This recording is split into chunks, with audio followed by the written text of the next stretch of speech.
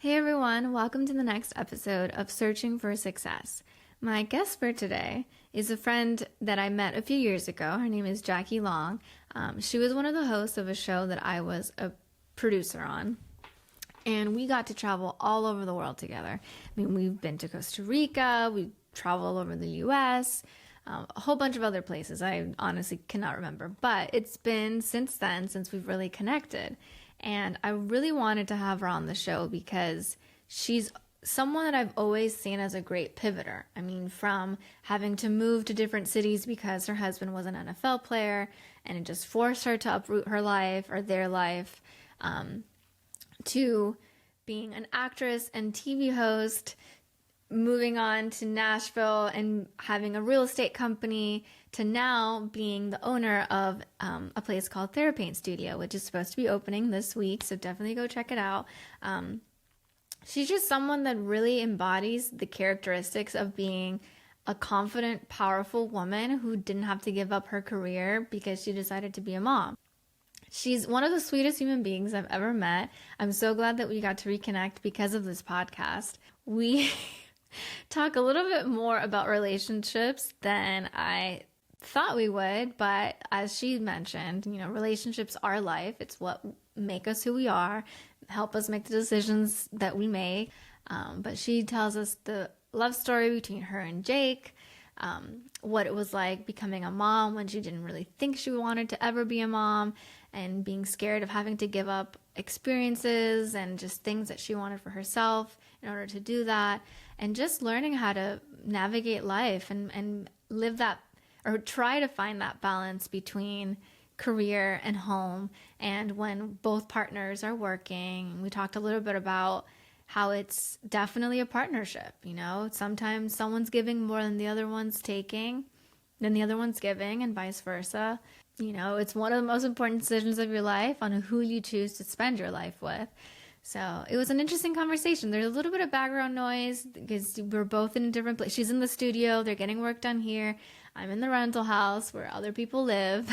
So it is a little bit noisy at times, but I hope you enjoy this episode. And please, please, please watch some of Jackie's stuff. She's incredible on camera. She's amazing in person. And if you are desperate for some therapeutic outlet and you don't want to go to a rec room, you want to just throw some paint on a wall, check her studio out in Nashville on Music Row. Enjoy.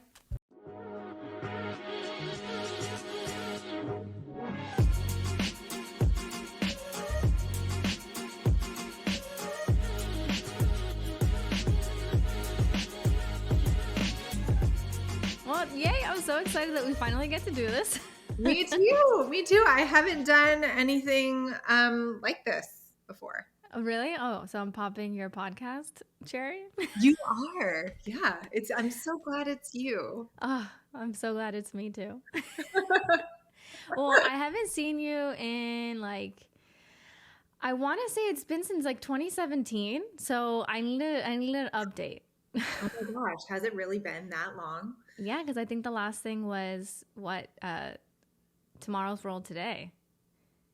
Yeah. Before I moved to New York. And I moved to New York in 2019. So maybe it was 2018. 2018. Yep. Yeah.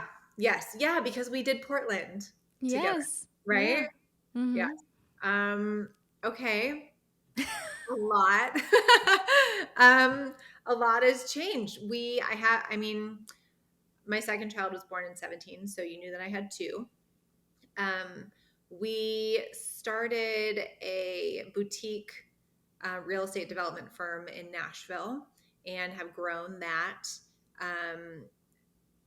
And it's thriving and wonderful. And in doing that, we would buy ancient houses that people thought should be torn down, and we would renovate them and make them beautiful and wonderful places to live. And we would long-term rent them. So we're not part of the Airbnb thing. We're not doing the vacation rental thing. We really wanted to create wonderful, safe, loving spaces for people to call home long-term. Are they fully furnished? They're not fully furnished because I think everybody has their own style, with furniture. And even though everybody has their own style with houses and stuff too, we really wanted them to bring their own stuff. Well, I only asked because I don't know if you know anything about what's been happening in my life, but we ended up selling our house, and instead of we didn't know where we wanted to be or what was going to come next. So we put everything in storage and we were trying to find rentals that were fully furnished and Oh, that can go month to month. Obviously, it's a little bit different than what you're talking about, but like we've been here for I I think almost like 4 or 5 months now. And oh, I love that it's fully furnished. It's a little bit small for my taste, but I don't know. I feel like that it was definitely hard to find fully furnished places. it is. And it is especially hard to find them that like it's to your taste, you know? Yeah. Yeah. But I'm so glad you found the right spot. And I love that you're trying that out. I think that's great. I was just telling Jake the other day, I was like, man, we have too much space. We need to downsize. We need less. We don't need all of this stuff. Well, are you still in that house? I remember when we were trying to pitch the show, like your home Yes. renovation show, and you were still remodeling your home. Are you in that one now? We are in that one right now. Right now, I'm actually in our TheraPaint studio, but we have been living in that house that you remember since June of 2020. Wow. And it is truly like the house of our dreams. It feels comfortable and homey and still luxurious and beautiful and thoughtful. And we love it. We love it so much. Our kids are so happy there. We have a big yard and the dogs are happy, the kids are happy, and a good, safe neighborhood. So we're really lucky and love that house so much. But it's still like, it's a lot of house. Yeah. Yeah, no, the house that we had, the one that we just sold was, I think it was almost 3,600 square feet. And it was just the two of us. We're like, we don't need this much space. And now this rental, I think it's maybe 1,500 square feet total. We're like, we're happy with this. If as long as we would like have a yard, I think we can do this size forever. Totally. And what city are you in now? We're in Marietta, so just north of Atlanta. Oh, wonderful. We spent some time Yeah. in Atlanta. Yeah, it's different. You know, I moved here February of 23 or 22. Yeah, February 23. And it's been so different. But I mean, we take a weekend trip up to Chattanooga, Nashville, Asheville. Like, we're always traveling, which I love. And in Miami, we couldn't really do that because it takes forever to get anywhere unless you have a boat and want to go to the Bahamas or the islands. And so it's definitely different, but it's nice and it's a good different. Oh, good. Good. Well, that means you might be able to come up to Nashville and visit me. I know. Next time I'm there, we definitely have to link up. I want to see this beautiful house. Yay. I know. I gotta show you. I gotta show you the studio. Gotta show you our home. Yeah. Okay. So you are living in the house. You guys have this successful real estate company, but I mean, you're doing something different. You said you're in your TheraPaint studio. So what the heck is that? Okay. So TheraPaint Studio is, I'll start with the location. We are located on Music Row in the historic overlay part of Music Row, which is the southernmost part of Music Row, in an old house built in the 1920s. And we've converted it to be TheraPaint Studio, where every old bedroom is now converted into a paint throwing room. And what we do here is it is a non-clinical approach to release and process emotions in a visual and cathartic way through the simple act of throwing paint. And then once your session is complete, we take down your creation and we compost it and all of the other compostable materials that we use. And we turn it into compost and use that to feed our garden so that something beautiful and productive can come from all of the energy that you've released. How did this idea come about? This idea was born in a place of I was young. I was newly married.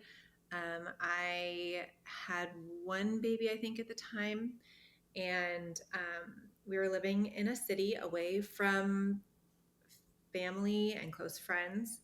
And Jake had gotten really sick from a staph infection and multiple surgeries, and I was his sole caregiver. I mean, he had, his work was supporting him as well, but they don't exactly care for a body like a family member does.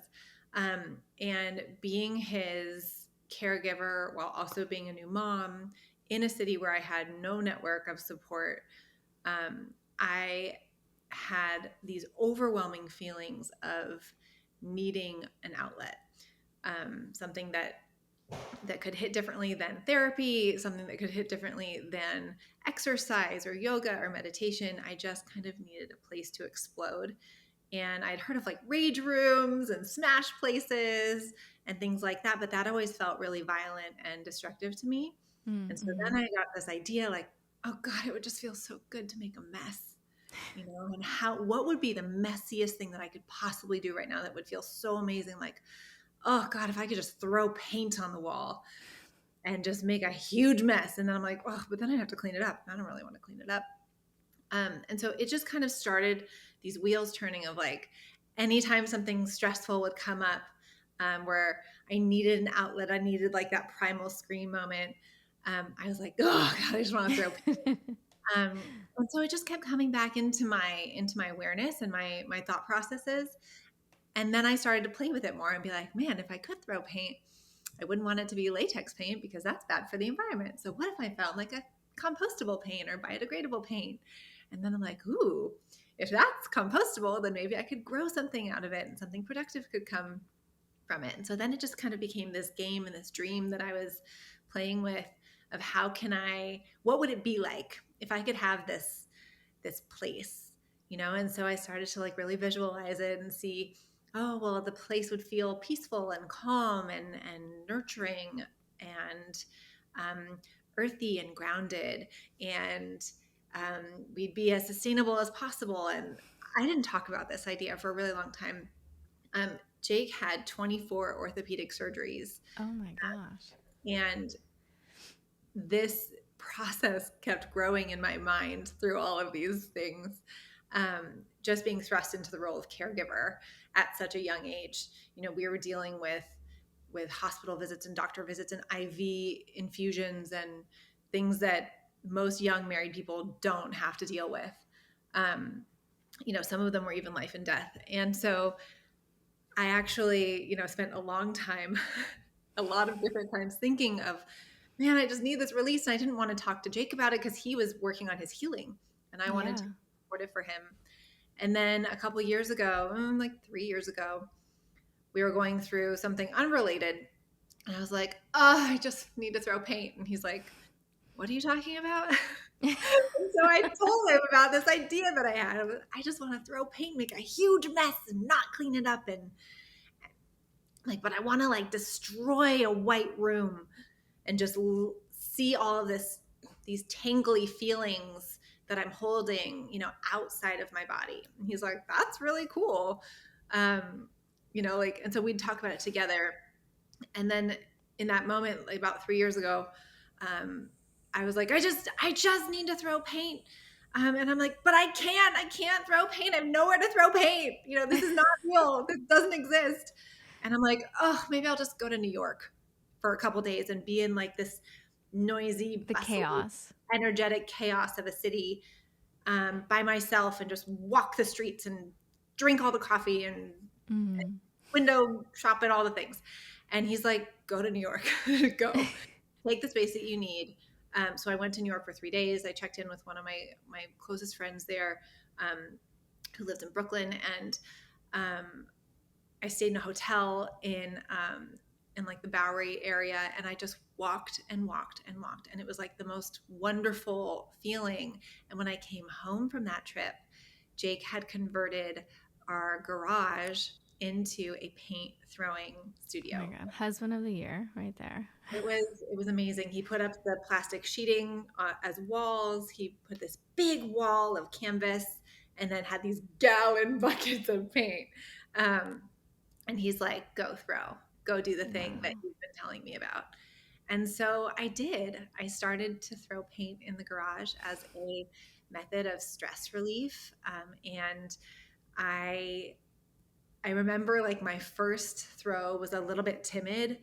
And then my second throw was so hard that I was like, oh my God, I think I threw out my shoulder. And I'm like, whoa, like that felt amazing. I want to do it again and again. And so I'll never forget that first time. I was surprised and like also like tears are streaming down my face and I'm like yelling and letting it all out. And then you see this big visual representation of all of the angst, you know, that you're holding inside, and you can see it. You can see what it looks like and see it in all of its messiness and imperfections and drippy combinations and swirls and everything.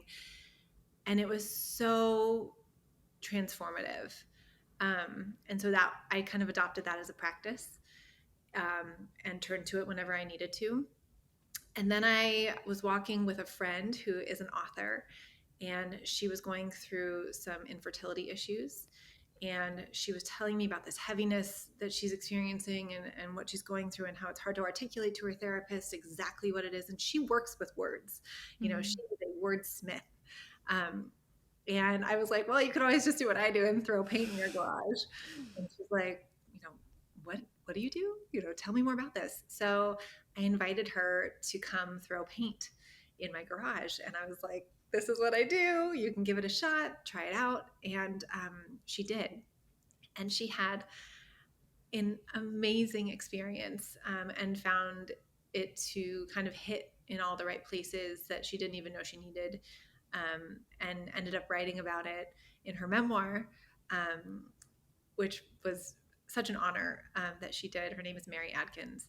And she just had this really cool experience. And she's one of the reasons that TheraPaint became what it is today, because she was the first person that I shared it with that was outside of like our immediate family who believed in it and was like, oh my gosh, can I do it again? Can we tell more people about this? Like, who else can come? And I'm like, well, it's in my garage, so we can't really, you know, we can have a few people come in and friends. Yeah. But that was really where it was born. And then we were, for the last couple of years, we were like, man, if we could find the right place, we could do this. We could try to do it, and see if it could be something. And so we looked at a number of properties, and then this house came up, on Music Row in Nashville, which is a historic part of the town, and like really well visited and regarded, and people know about it. It's an awesome destination, and it was an off market, listing. And we just walked in. We're like, oh, this is it. This is definitely the home. It looked totally different. It had a really rough 90s renovation on it, that was not our style at all. But we knew that this was going to be the place. It had parking. It had good ingress egress. It had, like, you know, all the things. A spot All for the pieces came together. Yeah. And once we got the house, we invited like 30 to 40 friends to come over. We put up plastic sheeting for the walls and rolls of paper, and to do kind of like a beta testing. And they tried it out, and the reviews were wonderful. And we learned so much then. And we had a lot of awesome, feedback. And so then we're like, I think we're really going to do it. And so now we're opening for business this week. Oh my God, this week? This week? Yes, this Oh week. my gosh. We've already had a few people come in to throw, but our actual like real clients are coming this week. And we're just so excited to kick it off the ground and invent this thing that can hopefully, you know, change people's day and make it a little better. We can't fix your problems, but we can change how you feel about them, in the moment, and offer some alleviation. No, I love that. I mean, even hearing you talking about it, I was starting to get a little emotional myself, because I mean, we all have our moments where we need to have some sort of release, and like the rec rooms, cool, they're great, but they're also very, like, I feel like it's more towards people who are full of anger that just need to release that anger, whereas what you're talking about feels a little bit more of just a different kind of release, not necessarily for one emotion or another, but just a softer way of getting the same point across. And I love that. Oh my gosh, this can be like a franchise. You can have this everywhere. Thank you. I hope so. I hope, the goal is like, even if we make one person's day better, they're going to move through the rest of their day with a different shift in their energy. And the ripple effects from that, even just to the person that's staying next to them in the grocery store, or their kids after school, or whatever it is, if we can move the needle for them, then we've done our job, you know, Mm-hmm. and made a safe place for them to release everything that they're feeling, and no longer have to like carry it all on their shoulders, and do it in a productive, sustainable way, so that it's not, violence and destruction and breaking more, but actually productive. That's the goal. Well, I know that like right before this call, you gave me a tour of the space, and that garden that you have is just so beautiful. And I love that people can come, throw paint at a wall, and then you take that, like their emotions, and you make it into something beautiful. Like you were saying, throwing it back. And now you're Yes, giving it back. yes, yes, totally. Our motto is life can throw a lot at you. It's time to throw it back. So you feel like you're throwing it back, saying, I don't want to carry this. I'm going to throw it against the wall. And then we're going to take it and make it productive for you. And then you can hang out in the beautiful garden and reflect on all of the amazing things that can grow out of all the energy that you've expelled. Now, I know this is not, it's not like, oh my gosh, I would never picture you doing this. But from how we met, you're a host of a show. Like you have this amazing personality. I kind of want to hear a little bit more for our listeners, your story of like, who's Jackie? How did you get to this point today? What did success look like to you 10 years ago versus 5 years ago versus now? Thank you. You're so sweet. I love you. Um, I so what I think what you might not know about me is that I did study theater and performance in college, but I was a dual degree student at the University of Michigan, and so I got a degree in the Bachelor of Theater Arts and Performance, with a focus in performance, and then I also got a bachelor in psychology. So Oh. psych was always very close to my heart and my mind and my awareness. And I was always hungry to learn more about that, and be connected in that field. I pursued a host on as a career as a host on TV, and in commercials and those kinds of things, because it was my youth, and that's what you do when you leave college and you're young and ready for that kind of stuff. That's where I went first. I knew that the psych world was always going to be there, and something that I was always going to want to pour into and learn from and explore. But I felt like, you know, at that stage of my life, leaning into film and television and acting and all of those things was the right time for that. Um, so I still researched and learned and read books and papers and things in the psychology realm, but it was kind of on the back burner, Mm-hmm. if that makes sense. And so then I moved to LA after college, and I worked in, some short films and commercials and waiting tables. And I did that thing until I moved to Miami, where I met you. I moved there for my college sweetheart, who we ended up getting married, and have been happily married for 12 years now, I think. Wait, how did you guys end up in Miami though? I don't really remember that story. Like, why was Jake going to Florida? Jake got drafted to the Miami Dolphins. Okay, okay. Yep. So that was where he was going to be, and there was no way around it. And we did long distance for like a year and a half after college, which was awful. And it got to a point where it was like, you have to choose. Do you want to stay in LA and pursue this career, or do you want to follow your heart and follow your love and nourish that relationship and try to weave in, a career in that part of the country? Mm-hmm. So I knew then that like career can change, career can shift. Interests can change and interests can shift, but true love, if you have it, if you feel it, if you know it, that's something real. And for me and my relationship with Jake, um, that was the choice. And so I knew that doing life with him was what I wanted to do, and that I would find ways to get involved in career opportunities wherever I was. And so then from there, I auditioned to be on the Beach Channel, Well, I and want to just say though that like that is such a healthy mental space to be in. I don't know how old you were at that time, but I don't know, and I don't know if it was a psychology background that helped you get to that point, but not a lot of people can come to that conclusion so soon. That not necessarily like, oh, choosing a man over a career or vice versa, but just in the like what you're saying about our careers and our likes, our interests can change. I am only getting to that now. So I think that's amazing, and I applaud you for that, for coming to that so soon. All right, sorry, Thank you. rant over. Thank you. No, I think that I tend to overthink everything. It's just kind of my nature.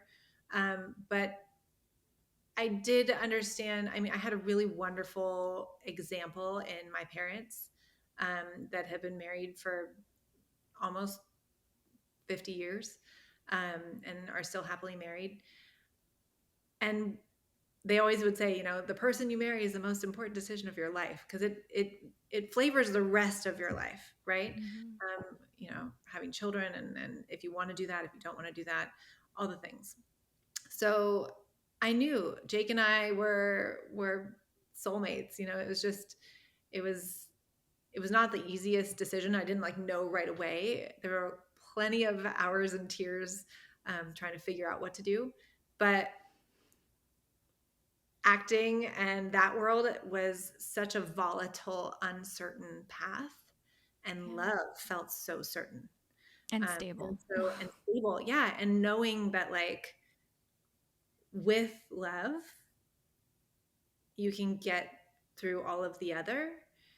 Um, and so I chose love, and fulfillment comes in so many different ways, but like true love is one of those things that doesn't just happen. Um, Mm-hmm.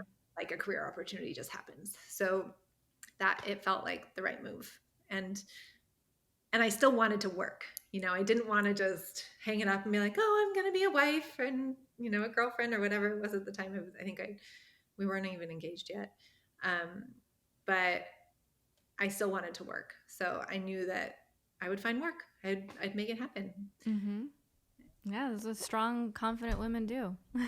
Right, exactly. So then I went to the Beach Channel in South Beach, Florida, and I got to be the food girl on the Beach Channel. I got to cover local restaurants and cute places opening up, and that filled my cup. Being able to be on camera and sharing interesting things with people and getting to meet different people and diving into my love of food and delicious things. That was a great way to do it. My schedule was flexible. I could work and also be the support system that Jake needed while he was playing football too. I love that. So then you are doing that. That's where I kind of come in when you're now the host of a new show, Tomorrow's World Today, that was on the Science Channel. And I know that we had two hosts. So it was you and Tamara. Yes. But that is how you and I connected. Yes. Yes. We connected over that show. And before that show, there was Jack of All Tastes. And I was trying to remember back and forth on when we met. And it was on Tomorrow's World Today, right? Yeah. So Um, I was cutting some clips for Jack of All Tastes, but I hadn't met you at that point. And there was another like lead producer for TWT, and he left. So then I stood in that position, and then that's when you and I became friends. got it. Yes. Yes. So then Tomorrow's World Today kicked off, and I was like, oh, great. Another opportunity. I felt really lucky to be asked to be on that show, and it was really fulfilling and fun to be more of like the lifestyle component of that. Lifestyle, I mean like recycling and environmental sustainability facility. And, I found myself at a recycling plant, which smells like a dump. And I'm like, this Mm-hmm. is so glamorous. But the show was really fun. I loved being a part of that show. And it wasn't easy to walk away from it. But when the pandemic hit and we were faced with making choices for our health, um, after being through so much with Jake being in and out of hospitals and recovering and Yeah, you didn't want to risk it. rebuilding him, it was an easy choice. We just decided, we can't risk his health. We Yeah. can't willingly put ourselves in the possibility of being hospitalized. So that was We that, don't want that. that was why I stepped away from television. And it's so crazy, but I don't miss it. Yeah. It's But at some point in between there, because it was definitely before 2020 when you guys moved to Nashville. Because when I was still at that production company, we were trying to pitch your Nashville show. yes. So when did you guys move there, and what was the decision behind that? We moved to Nashville we bought our first home in Nashville in 2016 while Jake was still playing football. And we figured it would be where we live on the off seasons. Um, we ended up not, he played one more season and tore his Achilles. And that ended his career in football. And then we moved to Nashville full time in 2017. So Nashville happened because we were geographically closest to this city when we were living in St. Louis. And we would spend a couple weekends here and love the city and loved how vibrant and growing it felt. There were always new places popping up, and we had friends down here. And so we kept coming down to Nashville and then really fell in love with it. We've lived in lots of the country, so many parts of the country, and we knew where we didn't want to live. Mm-hmm. And we were at a stage in our life where we were like, let's try this one, let's try this on for size. And we fell in love with it. It feels like home. It seems like it's home. It seems like it fits you too, and you guys are very happy there, which I love. Thank you. Yes, it wasn't the easiest to find our place. It definitely took years until we felt like we have like the community that we want to do life in. There are so many artists and so many amazing people around that we knew it was the right city overall. But over the last couple of years, when our kids are school aged and we found this amazing school with this incredible community that we're in total alignment with, it just now it feels like home. Now we're like, oh, this is who we're going to do life with. These people are amazing and we wouldn't want to be anywhere else. Did you did you convince any family to move out there too? Yes, I convinced my sister. I convinced my sister to move out to Nashville. She and her husband were living in LA for like 10 to 15 years. They met in LA. He's from LA. They had their first babies in LA. Both babies actually. Both of their kids were born in LA. Wow. And I was like, Nashville's pretty great. Like, I really like it. And they were living in the South Bay at the time. And Samantha, my sister, was a teacher at the time, and her husband was looking to change jobs. And he was working in Century City, which was quite a commute from South Bay, but they were looking to commute to Orange County or to relocate to Orange County. And I was like, if you're going to relocate to Orange County, you should relocate to Nashville. I'm like, you're going to have to find new schools, new grocery stores, new friends.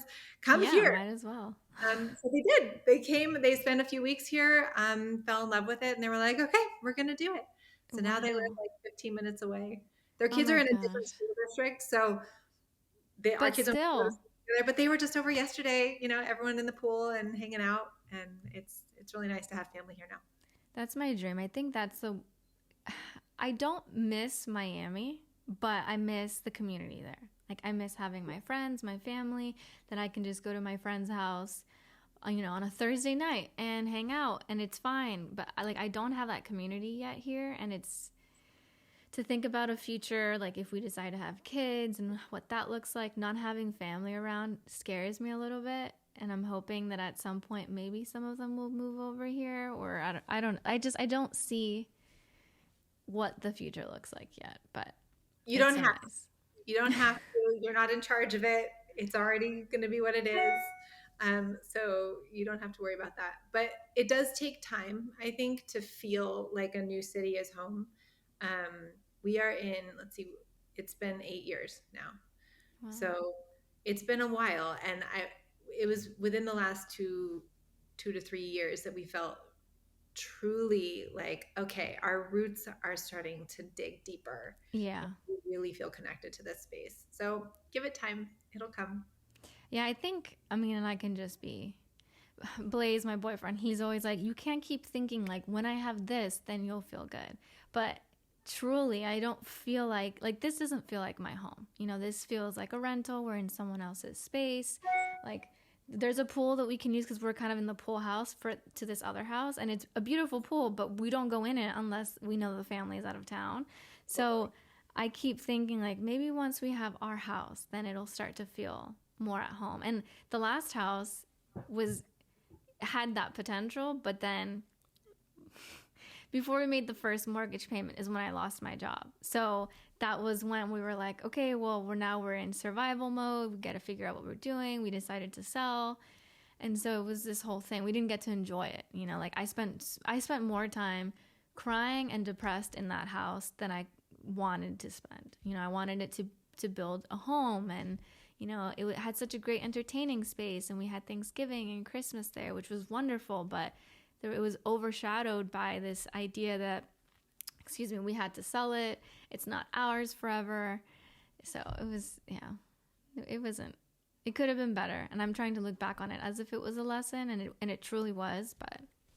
Yeah. Yes. So those things, those hardest things, like what I've learned is that when you have more distance from them, you start to get really grateful for all the things you learned in those times and who you grew into be, you know, after that. And so you're totally right. Like you're doing a great job. The hardest things are the things you're going to look back on and be like, if I didn't go through that, if I didn't learn this part of myself, I wouldn't be where I am right now, you know? I think it also helped, or I think it's helping our relationship, because we weren't even together we weren't even together a year before this all happened. So it was like, we don't have this steady foundation. And then all of a sudden, the rug got pulled from underneath us, and we're trying to, I mean, he's been an amazing partner and supporter and so patient with me and like understanding of everything I was going through. And now that I'm coming back up to more like back to myself, but you know, a better version of me, I'm seeing that he kind of needs a little more of that support. So I feel like it's a good lesson that probably we didn't need to learn in the first year of being together, but I'm hoping it carries us for the rest of the time. Yeah, it will. I think, you know, if you're going to go through things, right? Life is full of these ups and downs. Like I think that chasing happiness is one of these ideals that were kind of pitched in what life is supposed to be, but truly life is about the ups and downs. There is no baseline of happy. And so finding gratitude even in the tough moments, it's so character building, and that's how we get through the hardest things, you know, and being with another person and being able to lean on each other and learn from each other and get through hard stuff. That's what it's all about, you know? So you were thrust into some massive discomfort, you know, early on into your relationship, but absolutely that just like strengthens your common thread, you know, and it would have broken you if it was supposed to break you, and you're still together. So that says a lot. Yeah, I know. I do think about that. There are moments where we're like, should we just run away from each other? Would we be better if we didn't have to? You didn't feel that once in a while. Oh man, I'm sure you went through that too when it was about the long distance stuff. That is Oh, hard. yes, it was awful. I do not recommend it. It was awful. I did But that with an ex-boyfriend, but it was I just remember you I think you remember that boyfriend. yes, we were talking about this boyfriend over coffee in Yeah. Portland. Yeah. Yeah. No, that thank God that's over. But it did teach me some stuff, but I'm not like it was so difficult. That was so hard to do that long distance. Like I'm definitely like a physical touch kind of person and quality time, and not getting that just is not for me. And like congratulations to the people that can do it and make it work. And like you, I think if you have a goal of we're going to end up in the same city, or like this is temporary, and no both parties knowing it's temporary, I think that helps a lot. But when it's so open ended, oh god. Yeah, ours was not a healthy, like it wasn't great. We were young. We had just graduated college. Like we didn't know. I didn't know if I wanted to get married to him. I didn't know if I wanted to even have children. I didn't know if we were, like if this was it. I knew the love was there, but we didn't figure that out together, until we had gone through we broke up. We broke up during our long What? distance I didn't twice. know this. Yeah, we did. We broke up for a month. Um, like early into it, I would say like 6 months into our long distance, we broke up for a whole month. But then we still ended up like talking on the phone every day and saying I love you. And I'm like, well, this is the same as not being broken up long Yeah, distance. like what's the difference? That's not different. And so then we're like, okay, I guess we're back together, um, which was silly. And then we broke up again. And that time I just knew like we were not in alignment. We were not wanting the same things. We were not doing it together in the way that we needed to. And I was like, this one's for real. This breakup is for real. We can't talk. Oh my Like gosh. we're not going to talk. We're not going to email. I'm not going to text you back. Um, this is it. And I was like, I hope you figure out that I am the love of your life and that you want to spend the rest of your days with me. Let me know when you figure that out. I'm not going to wait for you. So if you figure it out, let me know. And otherwise, like, don't talk to me anymore. Wow, good. And 2 weeks later, 2 weeks later, he wrote me this massive email that I feel like I should probably dig back up. Yes, you should. And I like gave it a day or two before I responded. And he said, he's like, I'm flying out. I'm going to see you.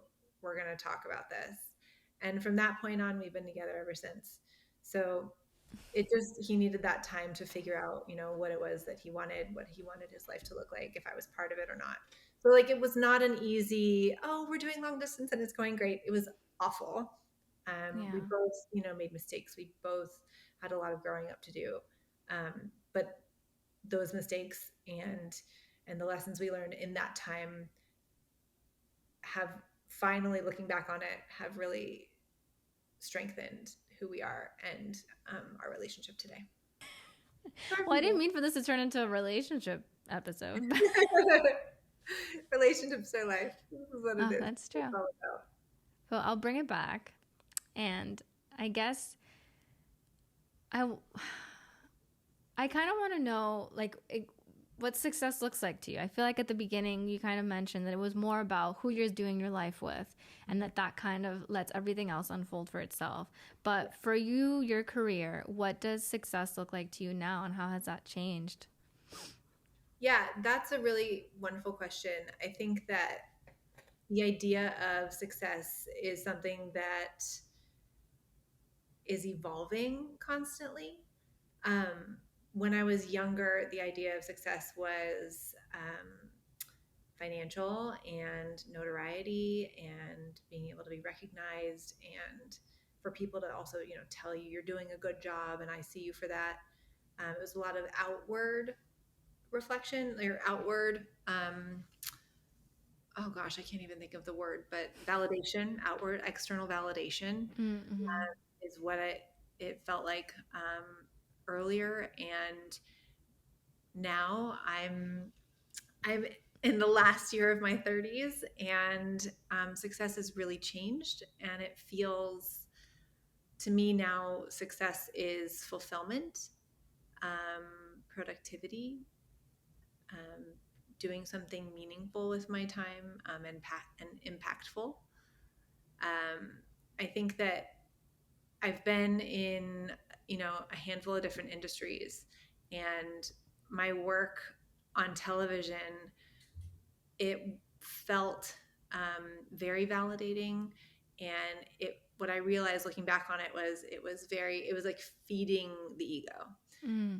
And it was a very egoic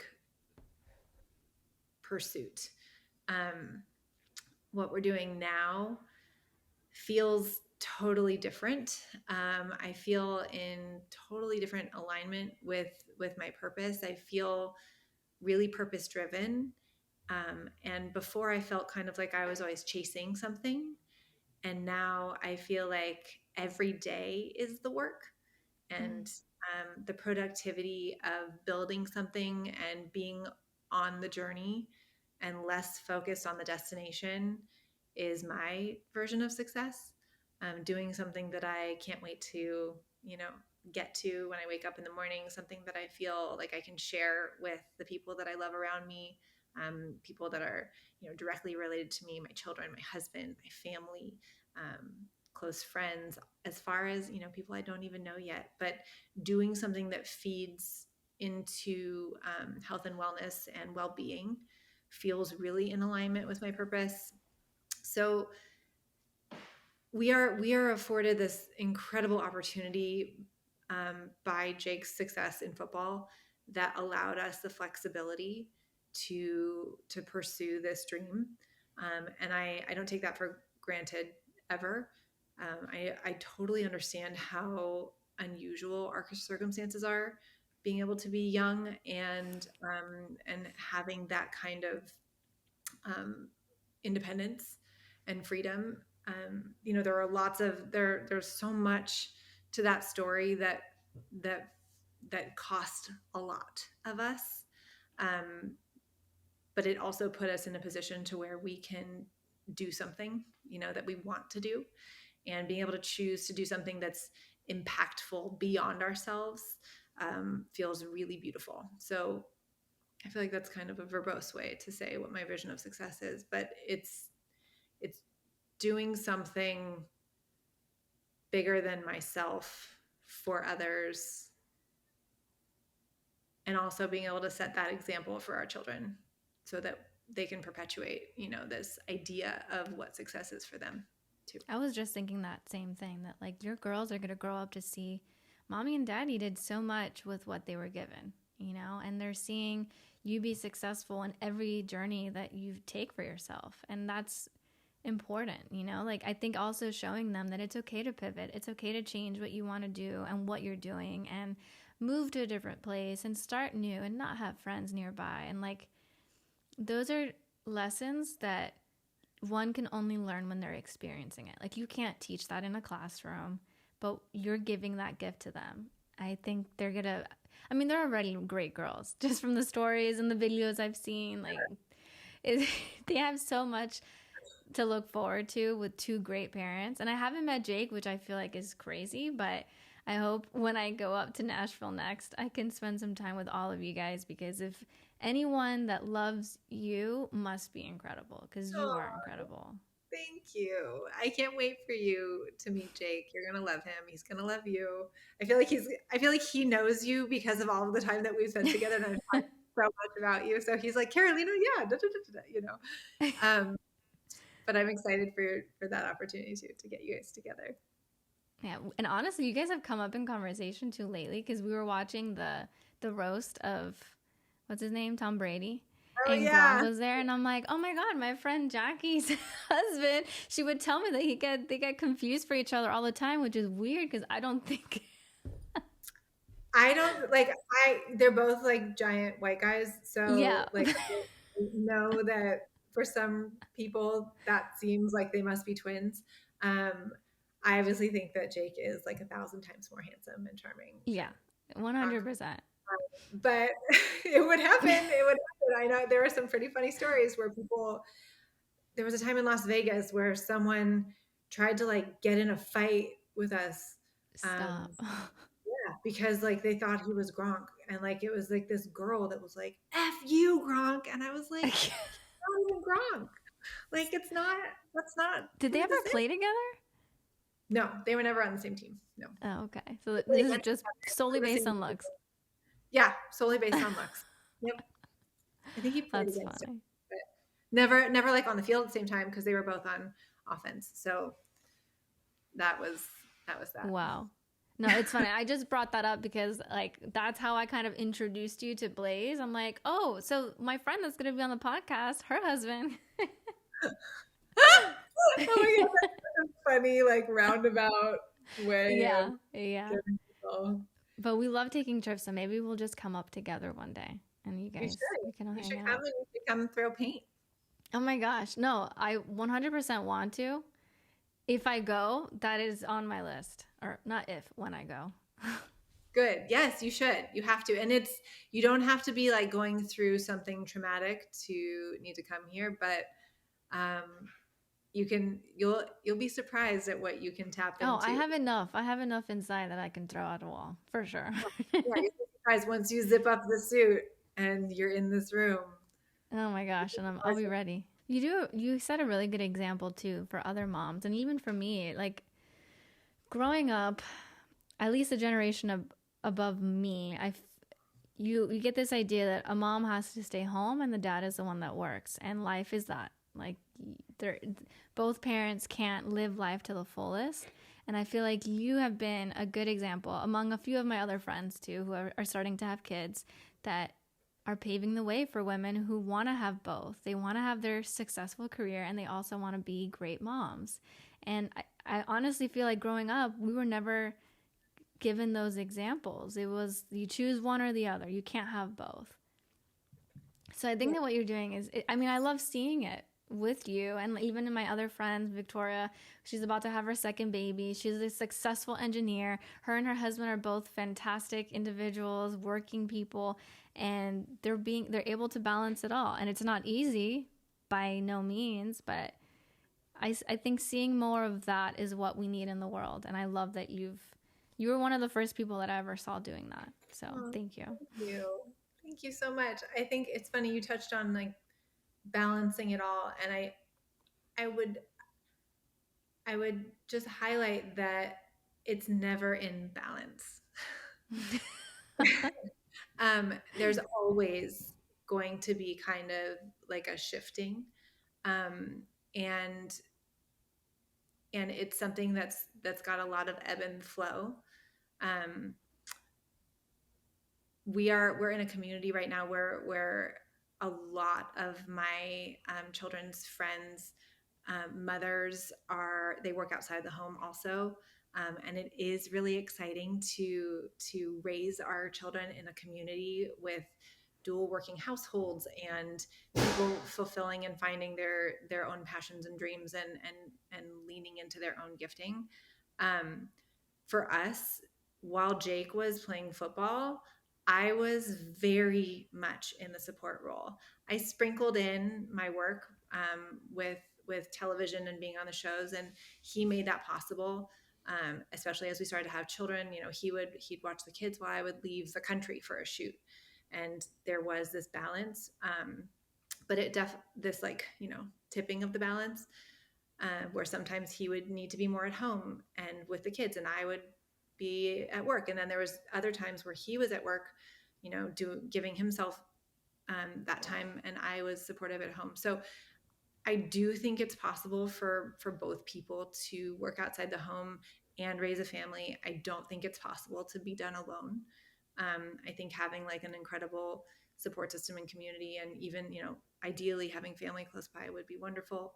But there are times in our lives where, like right now, is one of those times where he's making it possible by supporting me on the home front, so that I can be in the workplace, and he's picking up, he's carrying the weight of that on one hand while I'm able to go out to networking things and develop this company and grow it. So we're both not full throttle, in career mode, um, at the same time, even though he's like also like a weird, crazy, productive machine robot. So like he can nail like 20 tasks before noon while I'm on number 2.5, um, which is like his own skill set. But I just want to reiterate that like the idea of balance is this, it's an ideal, but it's not realistic. Well, So it goes there back to having a good partner, you know? It's like knowing when someone needs to pick up the slack when you need it most and vice versa. yeah, It's being a good partner, knowing when to compromise, knowing what's worthy of a compromise. And that's where I think a lot of people slip up. They don't know what they want, or they get with people that don't understand that concept. And like, you can't be with a narcissist, you can't be with someone that's overly selfish, because it's just you're always going to be the one suffering then. yeah, exactly. Exactly. There's a lot of give and take, but you can both do it and you can both follow your dreams and be successful. And I think the other thing too is like choosing a path where you're leaning into your own specific gifting Mm-hmm. is is also important, you know? Well, it helps with the fulfillment side. It's like Yeah, what you're saying. When you wake up and you're excited to do what you love to do, it ends up not even feeling like a job, right. you know? Yeah, exactly. Exactly. That's it. Yeah, I love this. Well, I really appreciate. I know we just reached the 1 hour mark, so I won't take up any more of your time. You're a busy career woman. I'm growing it. I mean, we're about to open, so I you can call me a busy career woman after at least a week of opening. Next week, you'll officially be a busy career woman. But I think this is amazing. I love the idea. I love the concept. I love seeing where you are now and knowing who you were, you know, when I met you 5, 6 years ago. And I'm just glad that hopefully now we can be friends again and not have 5 years before we speak. Yes, yes, absolutely. We need more contact, please. And I'm even closer too. So maybe you Yeah. guys can come down at some point when we get a house. Oh my gosh, yes. I know. People are like, "Do you want to go on a walk?" And I'm like, "I can't walk. I can't walk right now. I'm opening a business." I'm like, "There will be a time where I feel like I can go somewhere for a weekend. I can go on a walk with you. These things are coming." Yes, it's on the horizon. Well, I really appreciate your time, and I'm gonna be planning my trip to Nashville very soon. So Wonderful. I can't wait to see you. We'll have dinner or lunch or something, and you'll come throw paint.